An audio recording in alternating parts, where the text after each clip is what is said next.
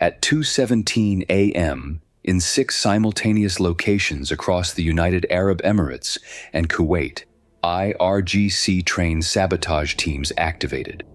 They had been in place for between 11 and 19 days, inserted through a combination of commercial flight arrivals, maritime small boat landings on remote coastlines, and in one case the straightforward use of a legitimate contractor credential that had been cultivated for 8 months through a shell company in Istanbul.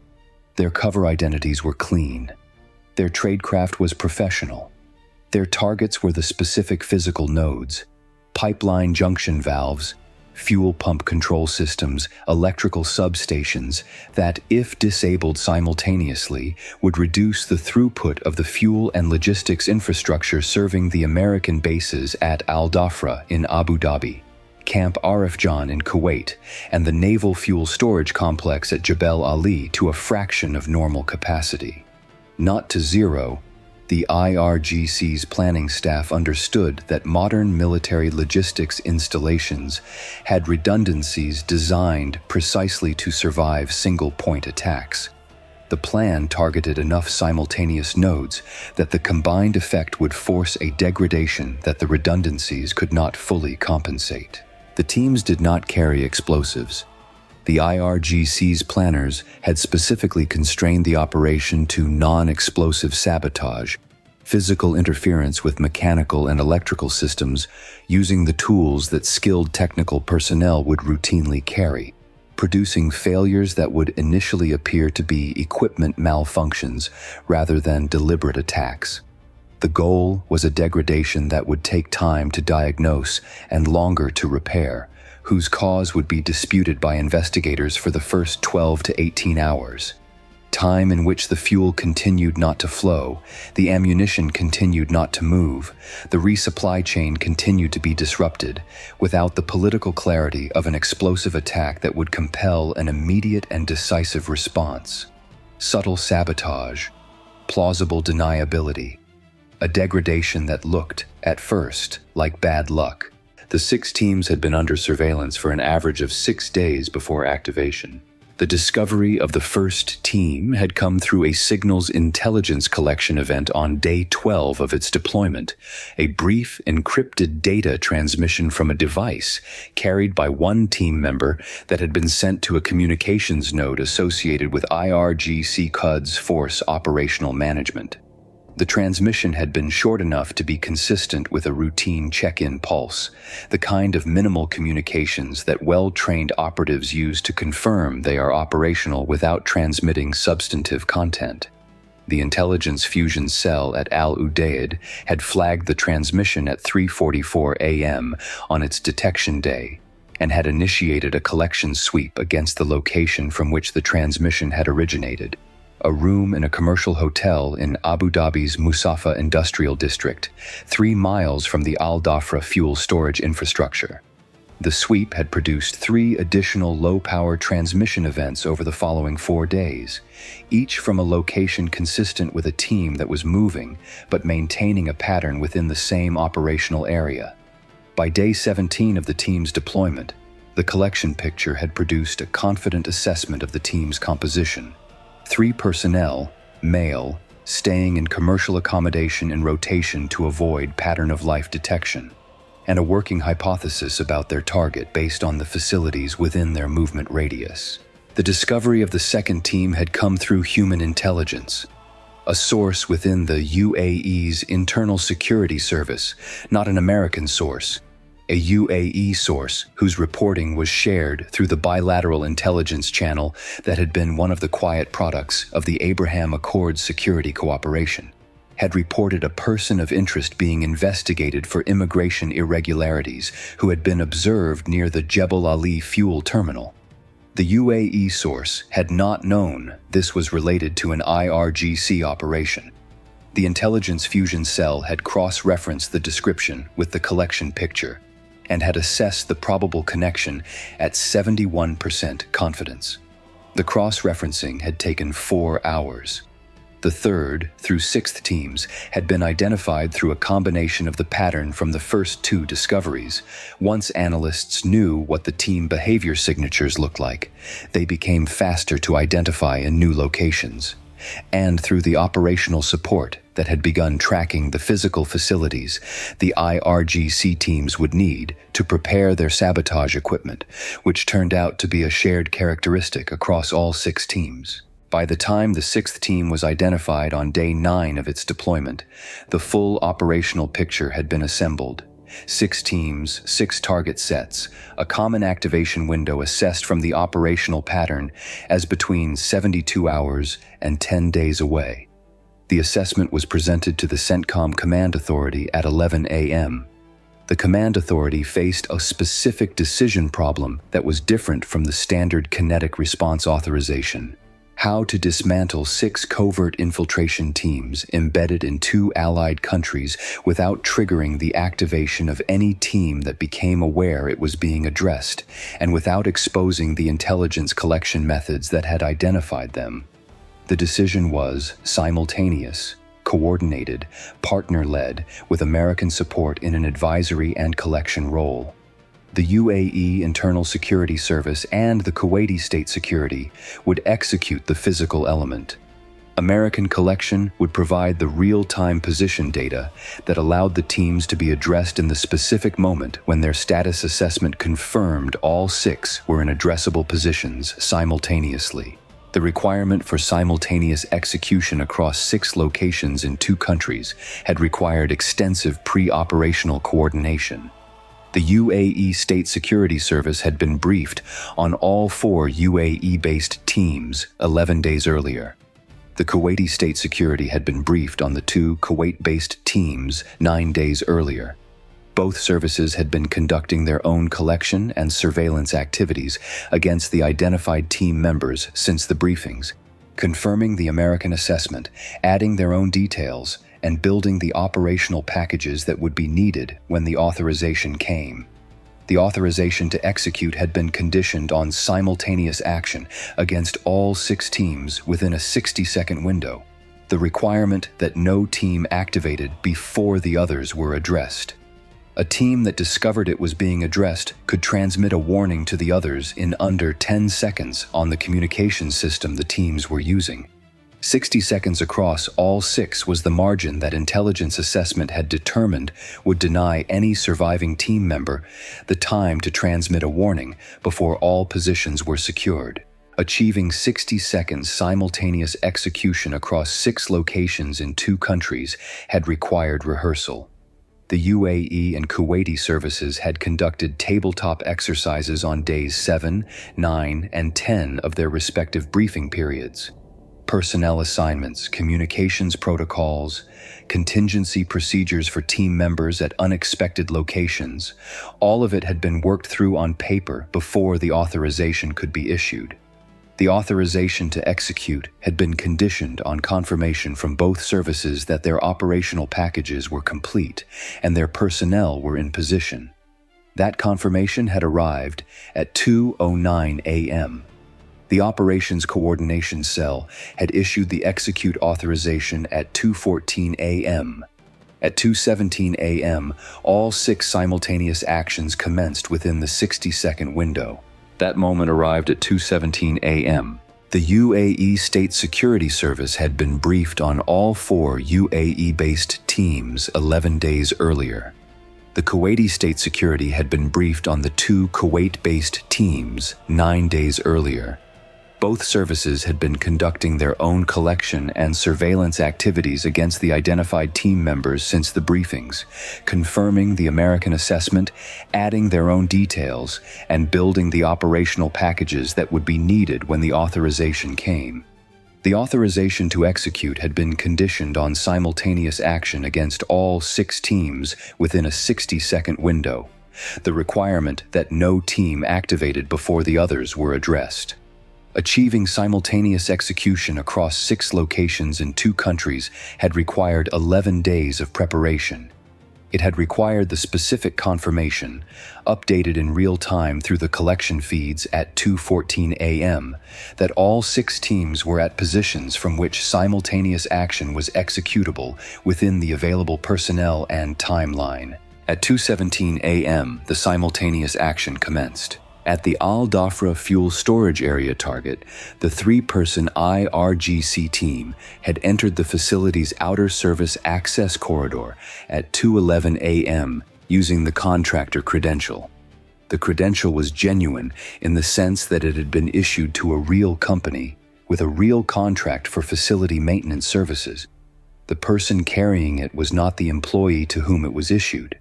The substitution had been made 6 weeks earlier when the original credential holder had been replaced on the contractor's roster by a new hire, actually an IRGC-trained operative, through the administrative processes that a moderately sophisticated human resources manipulation could achieve in a company that conducted employment screening but not continuous identity verification of its staff. The 3 team members were inside the facility's service corridor when 5 UAE State Security officers who had been positioned at 3 access points since 2 a.m. moved simultaneously. The encounter lasted 47 seconds. All 3 team members were detained. No sabotage action had been taken. At the Jebel Ali fuel terminal, the 2-person team had not yet entered the facility. They were in a vehicle parked approximately 200 meters from the facility's secondary service entrance, carrying the specialized tools of a precision sabotage operation, hydraulic valve manipulation equipment, an EMP pulse device for electrical system disruption, a data exploitation package for the facility's industrial control computer systems. The UAE State Security vehicle that had been positioned in the service road behind their parking location since 2:08 a.m. moved at 2:17 a.m. and 12 seconds. The detention took 22 seconds. The Camp Arifjan target team had been the most technically capable of the 6, a 4-person element including what the intelligence assessment had rated as a qualified industrial control systems specialist, someone with the technical knowledge to identify and exploit vulnerabilities in the computerized logistics management systems that Camp Arifjan used to track and route the fuel and ammunition that sustained the theater's forward positions. The team had been staying in commercial accommodation in Kuwait City for 16 days, moving between 3 hotels in a pattern that had been tracked. The ICS specialist had spent 2 of those 16 days in what appeared to be a commercial office building in the Shuwaikh industrial area, a building that the Kuwaiti State Security's surveillance had determined was being used for what looked like technical preparation work, specifically the configuration and testing of the data exploitation package that the team would use against Camp Arifjan's logistics management systems. The Kuwaiti service had photographed the data exploitation equipment through a technical surveillance measure that their service had deployed to the office building on day 14. The photographs had been transmitted to the technical exploitation team at Al Udeid, whose assessment, returned within 4 hours, had confirmed that the device was an industrial control system exploitation toolkit with capabilities consistent with what would be required for the kind of covert sabotage the intelligence picture had projected. The confirmation of the device capability had been the last data point needed to elevate the detention authorization for the Camp Arifjan team from conditional to confirmed. At 2:17 a.m., the team was in 2 separate vehicles driving toward the Camp Arifjan outer perimeter on routes that placed them 18 minutes from their planned access point.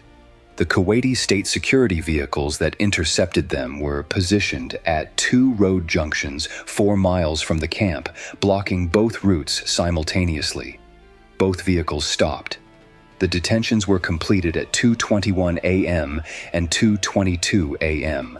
The 6th team, the one assigned to the pipeline junction serving the Al Minhad airbase fuel complex in Dubai, was the most difficult to locate in real time because its team leader had deviated from the movement pattern that the collection had been tracking. At 2:09 a.m., the collection feed had shown the team leader at a commercial coffee establishment in a Dubai neighborhood 2 kilometers from his previous monitored location, a deviation that had generated an immediate alert to the Operations Coordination Cell managing the simultaneous execution. The alert had been assessed and resolved in 4 minutes and 12 seconds. The team leader's movement was assessed as a pre-operation stress behavior consistent with the operational analysis of how this team had been behaving in the hours preceding what the collection timeline suggested was their activation date. His new position was confirmed at 2:13 a.m. The UAE State Security personnel assigned to this team had been repositioned to cover both his current location and his 2 team members' last known positions. At 2:17 a.m. and 44 seconds after the first 5 team actions began, the simultaneous action against the 6th team's 3 members at 3 separate locations was initiated. All 3 detentions were completed by 2:19 a.m. and 31 seconds. At 2:22 a.m., the Operations Coordination Cell received final confirmation from both the UAE and Kuwaiti services. All 6 IRGC sabotage teams had been detained, 18 individuals, all 6 target sets uncompromised. No sabotage action had been executed against any facility. The fuel infrastructure at Dhafra, Jebel Ali, Camp Arifjan, and Minhad was intact and operating normally. The logistics chain that the IRGC had spent 4 to 6 weeks preparing to disrupt was undisrupted. The detentions were the beginning of the response. The information in the possession of the 18 detained individuals, their communications equipment, their technical tools, their documents, and the information that the subsequent interrogation process would develop, was the intelligence asset that justified the decision to detain rather than to simply monitor and then dismantle the operation at the last moment. Interrogation is not rapid, and the information it produces has the specific limitations of information obtained under duress, which must be cross-referenced against other collection before its reliability can be assessed. But the initial exploitation of the communications equipment alone, completed within 6 hours of the detentions, provided 3 categories of immediately actionable intelligence: the communications protocols the teams had used to receive their activation order and report status, the coordination infrastructure in Iran that had managed the operation, and the specific operational planning documents that described the IRGC Quds Force's wider program for covert sabotage of Gulf State logistics infrastructure, including 3 additional operations in planning stages at facilities not yet targeted. The 3 planning stage operations were the immediate priority. The coordination infrastructure that had managed the 6-team deployment was the secondary priority. The IRGC Quds Force facility that had served as the operational management node for the entire sabotage program, identified through the communications protocol exploitation at a location in southern Tehran, was the tertiary priority and the one requiring the longest range weapons. The response was designated Operation Shattered Veil. Shattered Veil had 4 components. The first was the immediate disruption of the 3 additional sabotage operations in their planning stages, operations that, based on the planning documents recovered from the detained teams, were targeting facilities in Saudi Arabia's eastern province and Qatar. The disruption was achieved through 2 mechanisms: the communication to the Saudi and Qatari security services of the specific personnel descriptions, cover identities, and operational patterns associated with the planned operations, enabling those services to conduct their own preemptive detentions, and the specific identification and neutralization of the logistics cache that had been pre-positioned in eastern Saudi Arabia to support the planned operation there, addressed by Saudi security forces based on American-provided coordinates. The second component was the communications infrastructure. The IRGC Quds Force's sabotage coordination network used a specific protocol architecture, a system of encrypted messaging through commercial applications with specific key management practices that the exploitation of the detained team's equipment had partially exposed.